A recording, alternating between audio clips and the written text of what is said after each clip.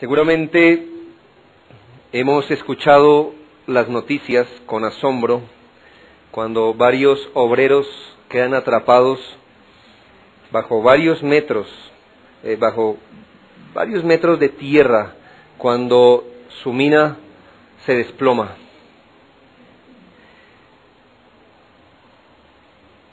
Depende lo lejos que ellos se encuentren, las probabilidades de rescatar bajo esas condiciones a alguien con vida van de lo casi imposible a lo imposible. El margen de poder rescatar un individuo que queda atrapado bajo un derrumbe en una mina no solamente es lamentable, sino que minuto a minuto las condiciones se deterioran para él. Ya sabe, el oxígeno empieza a escasear, cosas así. Tal vez no haya mucho que hacer, no hay maquinaria a veces en el mundo para taladrar todos los metros que sea necesario para poder llegar al punto exacto, y esa es la otra. El punto exacto a veces ni siquiera se conoce dónde es. Aún así, hay un pequeño margen de esperanza cuando esto ocurre. Pero cuando miras la condición natural del ser humano y lo ves en su miseria espiritual tal como lo describe la palabra de Dios, puedes entender que hay profundidades más hondas en que éste se encuentra. Estamos hablando de capas y capas de pecado. Estamos hablando de capas y capas de obstinación, de rebeldía que se ponen sobre nosotros vez tras vez. No sumamos uno, ni siquiera sumamos 10 desacatos a su voluntad. Es mucha obstinación, mucha rebeldía que tenemos contra Dios. Nuestra miseria es tan profunda que la corriente de este mundo corre más rápido que nuestra capacidad para detenerle. Hemos pasado ríos pandos, me imagino, pero hay ríos que usted los mira de lejos y dice, de ninguna manera, nadie pudiera llegar de aquí al otro lado. Y vemos como la corriente del mundo es más grande que nuestra capacidad de resistirla. Según la Escritura, somos esclavos de Satanás, alejados más y más cada día en nuestro estado natural. Si se nos dejara en nuestro estado natural, no iríamos día tras día acercándonos más al Señor. Por el contrario, iríamos cada día más y más alejándonos y alejándonos de Él. Un hombre muerto en pecado por un lado, y por otro lado, su única esperanza de salvación se aleja más y está contrariado contra el hombre en su estado natural. Habacuc bien lo dijo, Dios ni siquiera pudiera ver el mal. No es que Él no vea el mal, en el sentido que no está enterado de las cosas. Lo que quiere decir es que Él no soportaría considerar o mirar el mal, no más de lo que usted y a mí nos gustaría contemplar, ver los desechos humanos. Los podemos mirar, ¿verdad? Pero hasta contemplarlos, tal vez no es nuestro caso. Y Dios odia el pecado. Odia el pecado. Aún así, con todo y lo que la Biblia nos dice y lo que vimos en el sermón anterior, aún así hoy hay mucha gente que enseña que el ser humano, si quisiera o si se lo propusiera, pudiera venir a Cristo cuando quiera. Que el ser humano pudiera dar el paso definitivo para quedar en comunión con Dios. Es tan ridículo, pero ellos te dirán que Dios ya excavó la parte que le toca del túnel, y a ti te toca con las uñas quebradizas que tienes, rasguñar la tierra y excavar la otra mitad del túnel hasta que lo encuentres a Él. Ellos te dirán que Tú tienes esa capacidad de volverte a Cristo cuando quieras. Lo único es que te lo debes proponer y debes querer, no más. Ellos te dirán que tienes algo llamado libre albedrío, el cual puedes usar cuando quieras. Solo es cuestión que te decidas. Y yo les preguntaría a ellos, ¿es acaso una broma? Si un hombre como el que describe la Escritura, en los primeros 3 versículos del capítulo 2 de Efesios, va a ser salvo, pese a eso va a ser salvos, amigos míos, no será por algo que pueda hacer, porque no puede ser salvo. Dice la Biblia, ni quiere ser salvo, ni puede ser salvo. En estos textos, como los que hemos estado estudiando, concluimos sin esforzarnos demasiado, que a menos que Dios tenga misericordia de alguien, éste morirá eternamente, hermanos. No son palabras exageradas ni retóricas, pero usted y yo podemos concluir sin esforzarnos demasiado al ver cómo la Biblia nos describe en nuestro estado natural que no somos más que miseria sobre miseria, que cada día en nuestro estado natural corremos hacia abajo con más fuerza. Pero al ver esto, querido hijo de Dios y hermano en la fe, podemos darnos cuenta lo siguiente: lo que fuéramos, a menos que Dios hubiese tenido misericordia de nosotros. Cuando usted lee Efesios 2 del 1 al 3, puede decir, este sería yo, si la misericordia de Dios no me hubiera alcanzado. Esta es una descripción de lo que soy yo fuera de Cristo o aparte de Cristo. Tú miras tus manos y ves que tienes las mismas uñas quebradizas de los que se pierden. No tienes tú mismo la capacidad, más capacidad de los que hoy se pierden.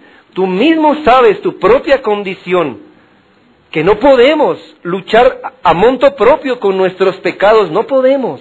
Somos debilidad sobre debilidad. Y tú miras que no eres radicalmente distinto a los que se pierden. Entonces, ¿por qué eres salvo? ¿Por qué estás aquí? ¿Por qué estás en Cristo? La única respuesta que puede mantenerse en pie es que a menos que la misericordia de Dios se haya atravesado, estaríamos en exactamente esa condición. Tú miras hacia el túnel del pecado, donde contra toda evidencia Dios te sacó, y piensas que hubiese sido de mí si mi Señor no hubiera tenido misericordia. ¿Qué caminos estaría caminando un día como hoy? ¿No te has preguntado? ¿Qué estarías haciendo? Feliz, me supongo. Pero ¿hacia dónde estarías conduciéndote? A menos que la misericordia de Dios se hubiera atravesado, ¿qué tipo de sensibilidad tendríamos si ese día no hubiera llegado? Este texto, hermanos, que vamos a analizar del versículo 4 al 7, es muy rico en su contenido. Pero Dios, que es rico en misericordia, por su gran amor con que nos amó, aun estando nosotros muertos en pecados, nos dio vida juntamente con Cristo. Por gracia sois salvos. Y juntamente con Él nos resucitó, y asimismo nos hizo sentar en los lugares celestiales con Cristo Jesús, para mostrar en los siglos venideros las abundantes riquezas de su gracia, en su bondad, para con nosotros en Cristo Jesús. Estos versículos, estos 4 versículos, resaltan, o en este texto resaltan al menos 3 cosas, resaltan muchas más, pero por ahora 3 cosas. 1, en este texto no queda duda, está como con resaltador, que Dios es un Dios lleno de gracia, ¿no le parece?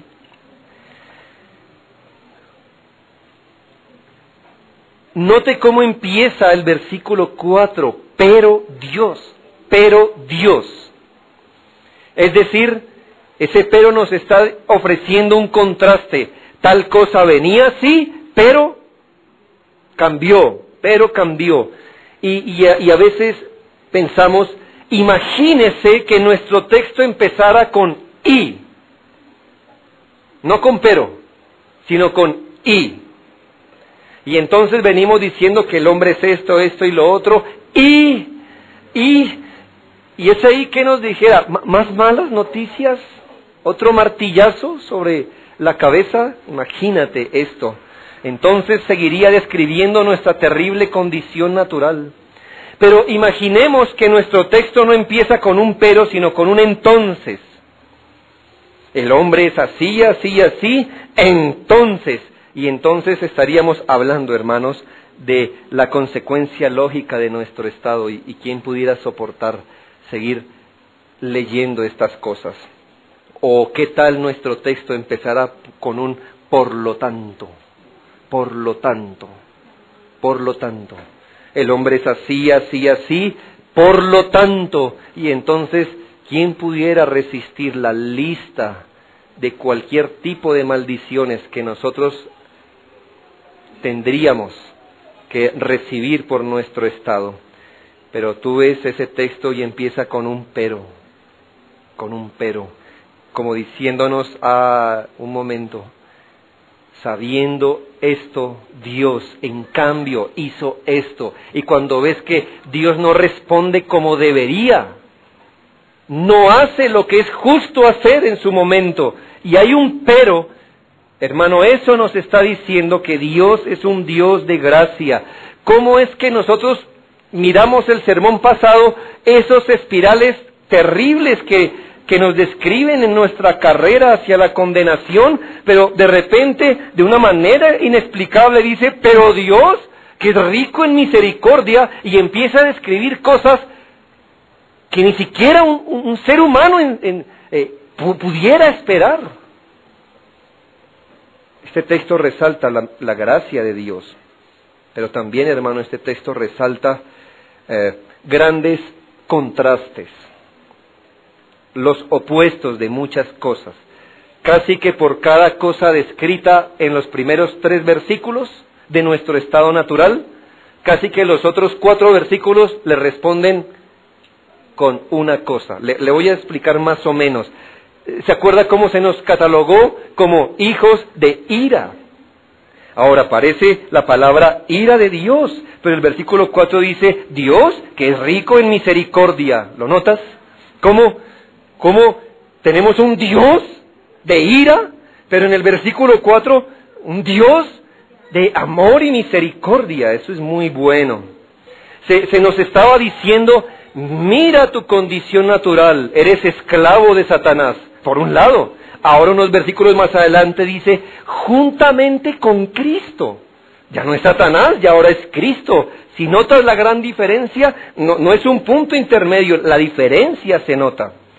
Se nos hablaba de muerte en pecados, y ahora nos dice, Dios nos dio vida, el contraste entre la muerte y la vida. Le recuerdo que se nos situó en los hijos de desobediencia, ¿recuerda el texto? En el versículo 2, estábamos dentro de los hijos de desobediencia. Ahora el texto dice, lugares celestiales en Cristo Jesús. ¿Nota cómo es distinta la suerte a partir del versículo 4?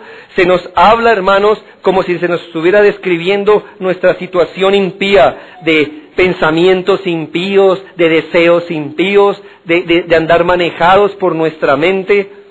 Y por otro lado se nos dice, salvos por gracia. ¿Y por qué eso es un contraste? Porque no nos está diciendo, mira, tú eres condenado por las obras, pero para ser salvo, por obras buenas. No es ese contraste, nos dice, tú estás aquí por tus malas obras, pero estás aquí por gracia. Si nota el contraste, no compensa. No tenemos que hacer las mismas obras buenas que compensen las obras malas que hicimos. No es un asunto de compensación, es un asunto de superación. El Señor supera nuestras obras con su gracia. Se nos habló de una situación actual, temporal, maldita. Y ahora el Señor nos deja ver no lo temporal, sino mira hacia lo eterno, para mostrar en los siglos venideros cosas así. que el apóstol Pablo está diciendo, lo que le ha ocurrido a los hijos de Dios no es algo pequeño. No pienses de lo que le ha pasado a los hijos de Dios como un aparejo en su conducta, algo así como un día fui transformado. Bueno, eso ocurrió, pero ocurrió más. Es que yo tenía este vicio, ahora no lo tengo. Querido hermano, ocurrió mucho más, es más grande. La obra del Señor ha abarcado más cosas en nuestra vida. Y lo tercero, hermano, que este texto nos deja ver como algo que resalta, es nuestra unión, o la unión que los creyentes tienen con Cristo. La unión con Cristo. ¿Se acuerdan en el capítulo 1 cuántas veces vimos la expresión en Cristo, junto con Cristo y cosas así? Las vimos 11 o 12 veces según la versión que usted tenga. Como si nos dijera, mire, si algo los creyentes tienen como una bendición, la van a tener en Cristo o junto con Cristo. Y entonces le decimos, sí, Pablo, ya vamos 11 o 12 veces que nos dices lo mismo, ya entendimos el punto. Ahora en el capítulo 2, ¿qué dice? Acompáñeme usted en el capítulo 2, versículo 5. Aún estando nosotros muertos en pecados, nos dio vida juntamente con Cristo. Versículo 6. Y juntamente con Él nos resucitó. Y asimismo nos hizo sentar en lugares celestiales con Cristo, para mostrar en los siglos venideros las abundantes riquezas de su gracia en su bondad para con nosotros en Cristo. En Cristo, hermano. En Cristo. ¿Eso qué quiere decir, hermano? Yo sé que la mayoría del mundo hoy está buscando la bendición de Dios, la bendición. Y yo le tengo noticias a esas personas. Dios no dispensa bendiciones fuera de Cristo. Y todas las bendiciones que Él dispensa, las da en Cristo. ¿Cómo puede haber personas queriendo la bendición de Dios sin estar reconciliados con Cristo? No quieren saber de Cristo, pero quieren las bendiciones de Dios. Quieren tener a Dios de su lado, pero no a Cristo.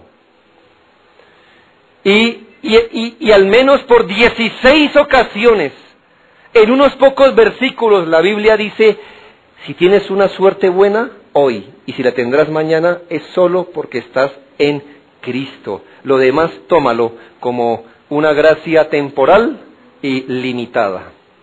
Aprovecha, porque es lo único de bondad que vas a conocer en tu eterna vida.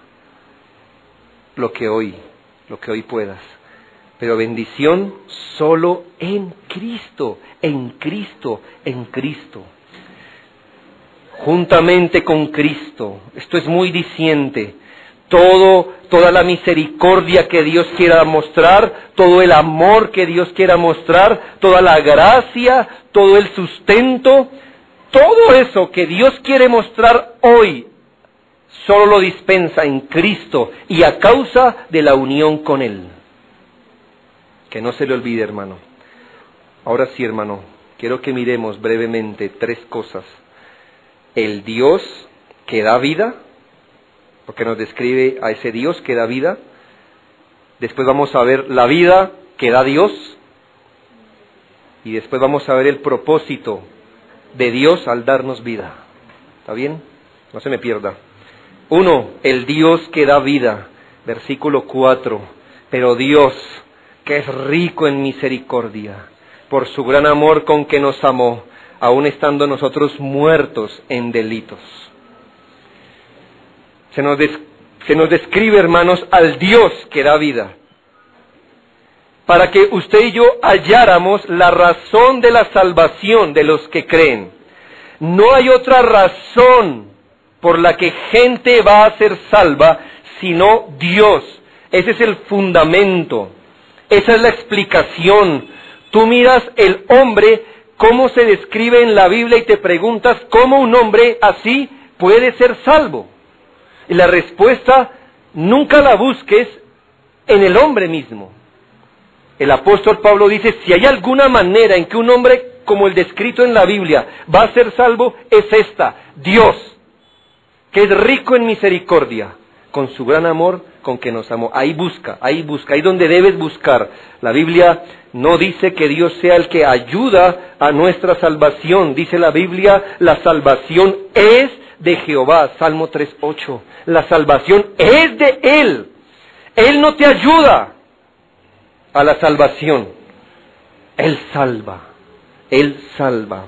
Si bien, por supuesto, Dios usa el medio de la fe para que el hombre se acoja a la salvación, Dios mismo es el que también da el don de la fe, con el que la gente se acoge a la salvación. Aunque en este texto pudiéramos implicar muchos atributos, al menos dos cosas importantes se nos dicen aquí. Uno, Dios es rico en misericordia. La misericordia en Dios no corresponde a un atributo pequeño en Él. Dios no es tacaño en misericordia, ni siquiera es misericordioso. Él es rico en misericordia. Y cuando usted habla de riqueza en un ser infinito, no sé si eso le quepa a usted en la mente. Ya ser infinito lo pone en una liga distinta, pero dice Dios es rico en misericordia. Y va en el mismo sentido de lo que la Biblia dice: misericordioso y clemente es Jehová, lento para la ira y grande en misericordia. Esa es otra manera de decir que la manifestación de la misericordia divina es más continua y más rápida que su juicio. Ese es el Dios que nos ha salvado, mis hermanos. Usted y yo tenemos, vamos a llamarle, emociones a flor de piel. Hay cosas que nos vienen muy rápido. No sé, cuando usted mira una injusticia, no sé qué es lo primero, sin pensarlo, qué es eso que empuja rápido su mente. A algunos les da miedo, por ejemplo, ver esto, entonces el miedo los paraliza, otros sienten profunda indignación, no sé, nadie es indiferente. Cuando Dios mira al ser humano pecador, según este texto, ¿qué es lo primero que empuja su ser? Su misericordia, hermanos. ¿Lo pueden entender? Yo no.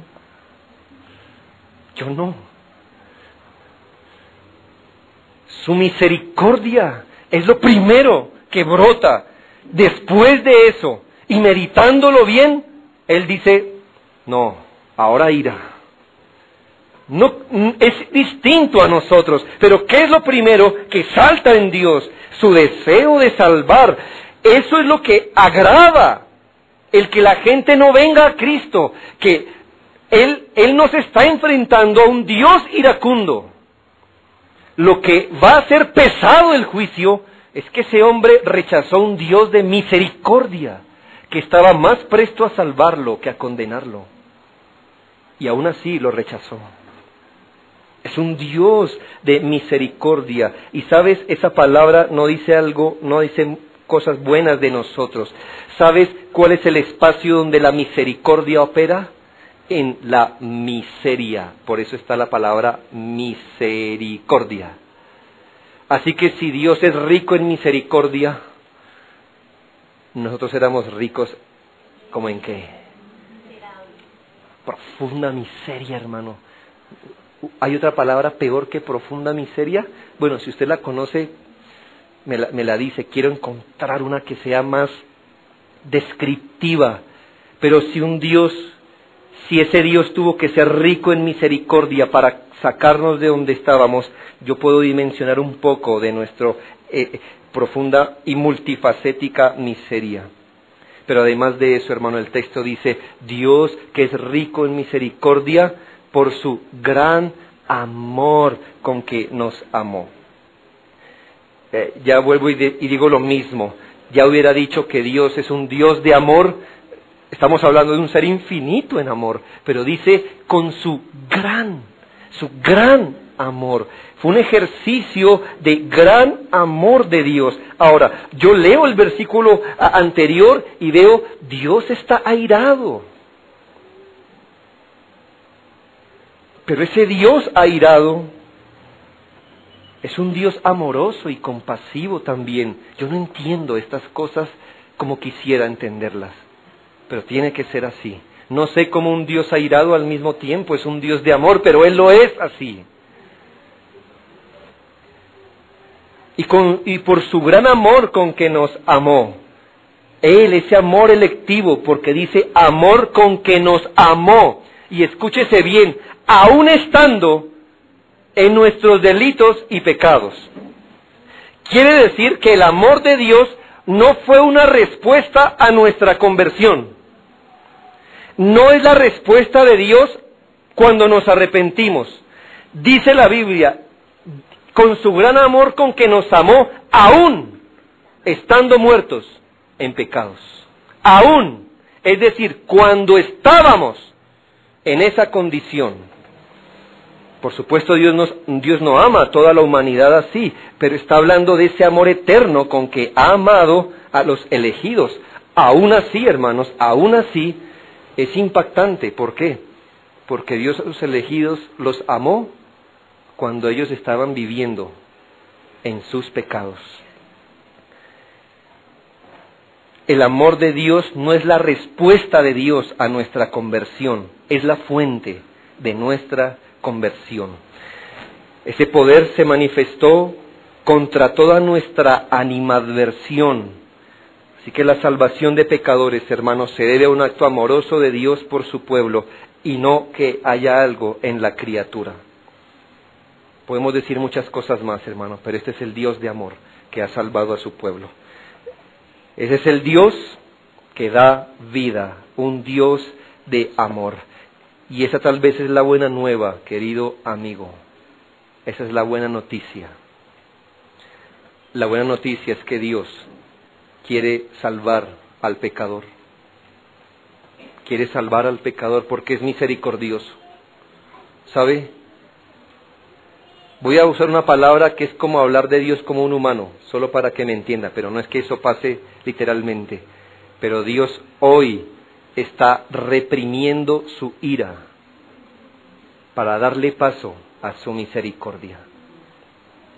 Yo no sé, la gente, sí, hermanos, somos supersticiosos, esa es la verdad. Y encuentro que la gente dice, infierno, el que se vive en la tierra. O Dios ha salido contra mí, como dijo Orfa en aflicción, ¿no? Dios me ha herido. Y yo le miraría y le dijera, ¿en serio? Tú no soportarías una gota de la manifestación de un Dios airado. Pero si no te arrepientes, lo vas a saber. Lo vas a saber. Hoy son días de misericordia, hermanos. Hoy son días de misericordia pese al ser humano. Son días de misericordia, es un Dios de misericordia. Dios está más dispuesto hoy a salvar que a condenar, porque no vine a condenar a este mundo, sino a salvar, dijo el Señor. ¿Tiene motivos para hacerlo? Por supuesto que no. Tiene motivos para sacar su espada, hermanos. Pero hoy es día de misericordia. El apóstol Pedro responde a aquellos que le preguntan, bien, usted nos anda predicando que Jesucristo vendrá por segunda vez y ya lleva mucho tiempo, ¿y por qué no ha venido? Y entonces, ¿qué les responde el apóstol Pedro? No es que el Señor se haya olvidado de su promesa, como algunos tienen por tardanza, pero la paciencia del Señor hoy es, ¿para qué, hermanos? Para salvación. ¿Sabe por qué no ha venido, hermano? Porque Él quiere salvar aún hoy. Es un Dios de amor. Y la condenación va a ser pesada. Es por rechazar un Dios así. Un Dios así. Segundo, la vida que da Dios. Ya vimos el Dios que da vida. Ahora la vida que da Dios. Mire cómo la describe en el versículo 5, segunda parte y 6. Nos dio vida juntamente con Cristo. Lo que quiere decir que por gracia sois salvos. Y juntamente con Él nos resucitó. Y asimismo nos hizo sentar en lugares celestiales con Cristo Jesús. Así que de tres maneras aquí se describe, hermanos, la vida que da Dios. La vida que da Dios. Uno, así lo dice, que da vida, La segunda manera es que nos resucitó. Y la tercera forma es que nos hizo sentar en lugares celestiales. Pero antes de seguir, déjeme aclararle un par de cosas. Hagamos como un paréntesis ahora mismo. Yo no quiero que usted se vaya con la impresión de que como nos es natural, o así como nos es natural, nuestra condición miserable, asimismo nos es natural el amor y la misericordia de Dios. ¿Me hago entender? No es lo mismo. Porque alguno puede decir, pero aquí dice, estando muertos en pecado, Él nos amó y nos dio vida, y está bien, eso es para todos. No. Les recuerdo que desde el primer versículo de Efesios, esta carta está dada a los santos y fieles que están en Éfeso. Le está hablando a creyentes. Y solo de ellos solo pueden decir, nos dio vida como algo pasado. Nadie puede decir como una igualdad. Así como nos es natural el pecado, así nos es natural que Dios nos ame y nos tenga misericordia. Porque así como es natural, esto es natural lo otro. Dios está obligado a respondernos así porque somos así. El hombre es pecador, el hombre hierra, Dios es misericordioso y así es la historia. Todos juntos, y eso no es lo que dice el texto. Nos está diciendo a los creyentes en Cristo, a los hijos de Dios, a los que han venido arrepentidos y creyendo a Cristo, los que han tenido esta experiencia llamada nuevo nacimiento o conversión, ellos son los únicos que pueden decir, nos dio vida y nos resucitó y nos hizo sentar como algo pasado. ¿Me hago entender? Quiero que entienda esto. ¿Cómo es que Dios nos amó, nos dio vida, nos sentó? Solo los que han sido justificados pueden hablar de eso. Haciendo esa aclaración, quiero describir las tres maneras como ese Dios de misericordia obró con seres pecadores como los descritos en Efesios. 1, nos dio vida espiritual junto con Cristo. Nos dio vida espiritual. Le recuerdo cómo fue descrita nuestra muerte espiritual. Una muerte en delitos y pecados.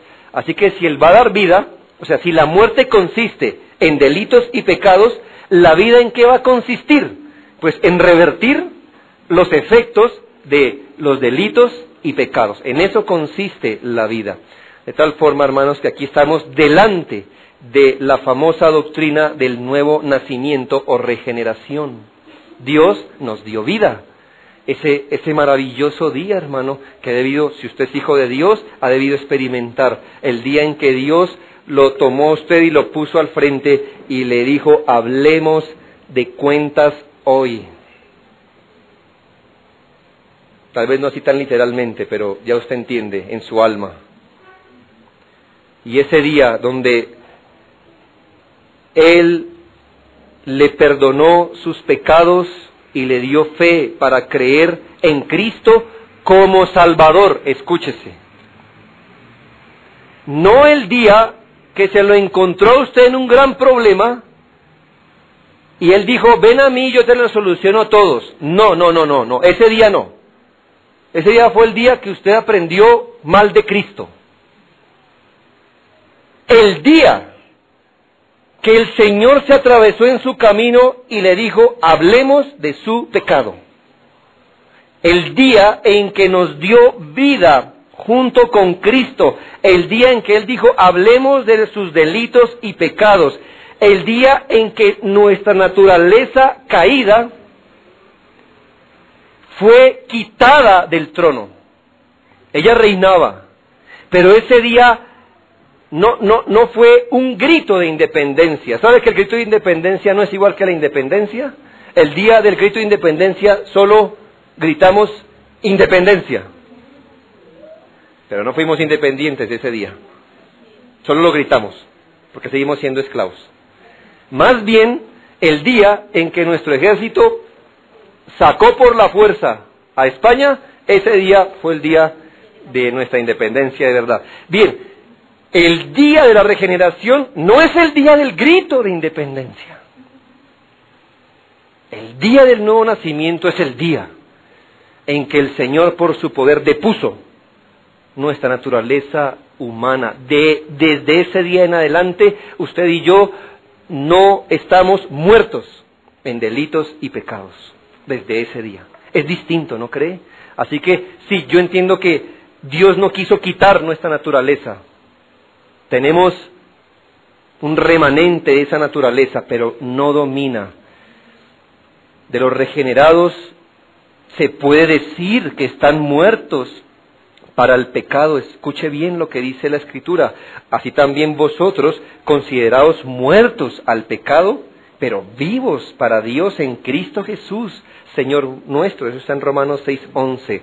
Dios nos dio vida, es decir, el día en que ya usted está considerado muerto para el pecado, pero vivo para con Cristo. La segunda manera en que describe la vida es esta: resucitados juntamente con Él. Ahora, si usted pone esas dos expresiones que acabamos de leer, nos dio vida juntamente con Cristo y nos resucitó. Yo le digo esto: ¿qué diferencia hay entre dar vida y resucitar? Usted dirá, no mucha, ¿no? No parece mucha. Bien, yo también pienso que no hay mucha, salvo que el apóstol no dijo, nos dio vida juntamente con Cristo, o, es decir, nos resucitó. No dijo es decir, dijo y, como si fuera una obra aparte o distinta. Entonces nos ha puesto a pensar el apóstol, ¿qué quisiste decir con eso? Bien, creo entender que lo primero, el hecho de dar vida, es la obra de la regeneración. Lo segundo, cuando dice fuimos resucitados, es seguramente esa capacidad de andar en vida nueva. El vivo no simplemente abre los ojos, sino que se levanta y anda. Y yo les recuerdo algo: nuestro estado natural fue escrito de esas dos formas. Uno, que estamos muertos, y dos, que anduvimos. ¿Ve? Muertos que andan. Muertos que andan.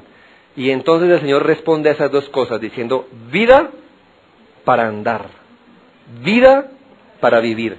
Lo uno nos está hablando de el día que Dios revirtió nuestro estado, pero la resurrección tiene que ver más bien con esto, porque somos sepultados juntamente con Él para muerte por el bautismo, a fin de que como Cristo resucitó de los muertos por la gloria del Padre, así también nosotros andemos en vida nueva.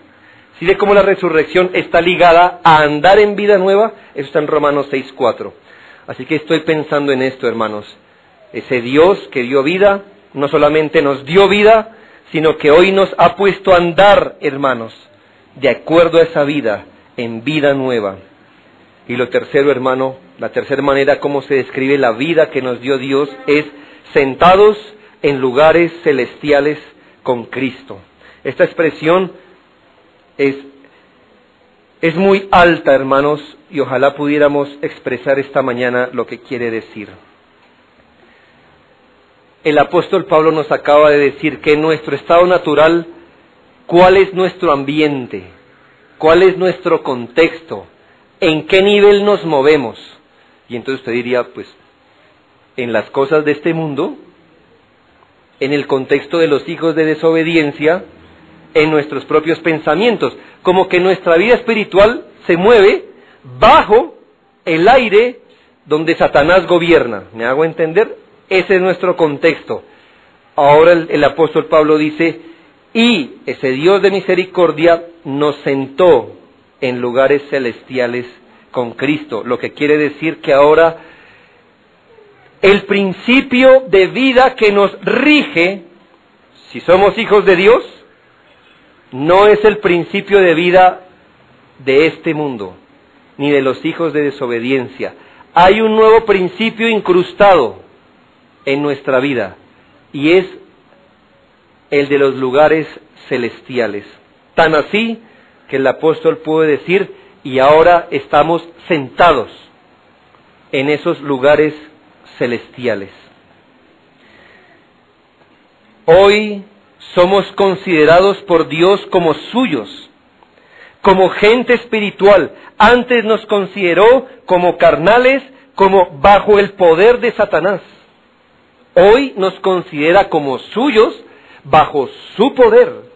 Antes nos pudo haber dicho, ustedes andan en las cosas de la carne. Hoy nos pueden decir, hoy anda usted en las cosas del Espíritu. Tiene que ver con ese cambio que el Señor ha hecho. Por supuesto, no significa que hoy mismo estemos ya sentados junto a Cristo. Pero hermanos, espiritualmente hablando, eso es lo que ha ocurrido.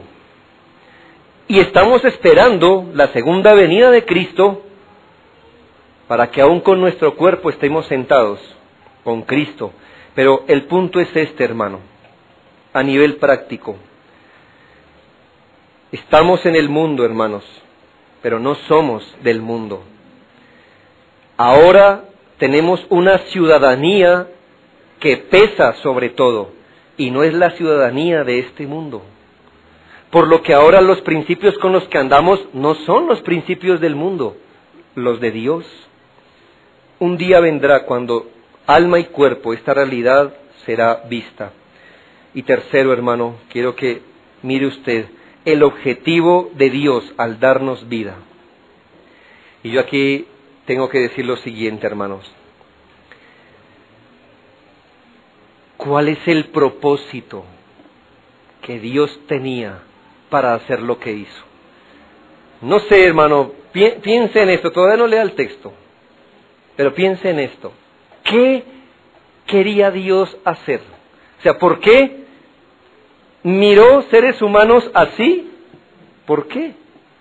¿Por qué dijo, me voy a poner en la tarea de darle vida a esta gente y sacarla de su estado de pecado? ¿Qué tenía en mente? Yo escucho una predicación algo como esta hoy en la actualidad. Dios tenía en mente tu felicidad, amigo. Dios supo que cuando el hombre cayó en el Edén, perdió su felicidad y su gozo. Y entonces Dios no quería ver al hombre triste y arruinado. Y entonces envió a su Hijo para que todo que en él crea sea salvo y recupere así su felicidad, su llamado en esta vida a ser gozoso y feliz. Y por poco nos persuade, ¿no cree? Oh sí, Dios tiene en mente nuestra felicidad, porque lo peor que nos pasó fue perder nuestra felicidad. Dijera, qué mal. Pero eso no responde a nuestra pregunta. ¿Qué tenía Dios en mente cuando dijo, voy a obrar en misericordia y amor? Voy a amar gente indigna, aún en sus pecados los voy a amar, pero los voy a traer, les voy a dar vida, les voy a resucitar, los sentaré en lugares celestiales, daré a mi Hijo, lo izaré en la cruz, le cargaré a él sus pecados para tener comunión con ellos. ¿Qué tenía en mente Dios al hacer eso? Versículo 7, para mostrar en los siglos venideros las abundantes riquezas de su gracia, en su bondad para con nosotros en Cristo. ¿Qué tenía en mente Dios? Su propia gloria. Su propia gloria. Dios quería glorificarse a sí mismo. Él quería manifestar por toda la eternidad qué tipo de ser es Él. Es lo que Él quiere hacer. Y Él pensó, ¿cómo hago para imprimir en la eternidad el aroma de quién soy yo? ¿Cómo hago para tallar, para grabar como encima de un metal? ¿Cómo hago para grabar que yo soy un Dios de gracia y misericordia? ¿Cómo hago eso? ¿Cómo hago para que no quede duda a ángeles, hombres, a la creación racional, a todo el universo que cree? ¿Cómo hago para imprimirles en ellos que yo soy un Dios misericordioso y lleno de gracia? ¿Cómo lo hago? Salvando pecadores, como los que describe ese texto. De tal forma, hermano, que Él quería manifestar cómo es rico en bondad, cómo es rico en misericordia, qué tipo de amor es el que lo acompaña a Él. Ahora, si lo que ocurrió en la salvación es que Dios cooperó con la salvación de los hombres, hermano, Él recibirá gloria. Escúcheme bien. Si Él lo que hizo fue ayudar a los hombres, Él recibirá adoración, por supuesto. La eternidad va a glorificar a un Dios así, que fue poderoso, amoroso y misericordioso. Pero cuando salvas gente como la que describe la Biblia, esa calaña de gente como la que describe la Biblia, entonces, hermano, toda la gloria se la lleva Él, toda. En la eternidad Él no va a recibir la adoración, hermanos. Él va a recibir toda la adoración. Él no va a ser adorado por ser un Dios poderoso, sino todopoderoso. Él no va a ser adorado por ayudar a la gente a salvarse. Él va a ser adorado por salvar a la gente. La eternidad será una exhibición de la sola gracia, del todo poder, de su gran misericordia, de su poderoso amor. En la eternidad se alabará la superabundante gracia y el repleto amor de Dios. Hermanos, si usted toma una piedra común, así cualquier montaña que usted vea, de la más común que hay aquí, y le saca un bocado ahí de piedra, y hace una escultura espléndida, mejor que el David, de Da Vinci, de Miguel Ángel, gracias, nadie va a decir, wow, qué roca tan valiosa. El secreto está en la roca. ¿Seguro? ¿Qué le van a decir? Oh, qué buen artista es. No importa, mire lo que cogió, una roca común, y mire lo que hizo.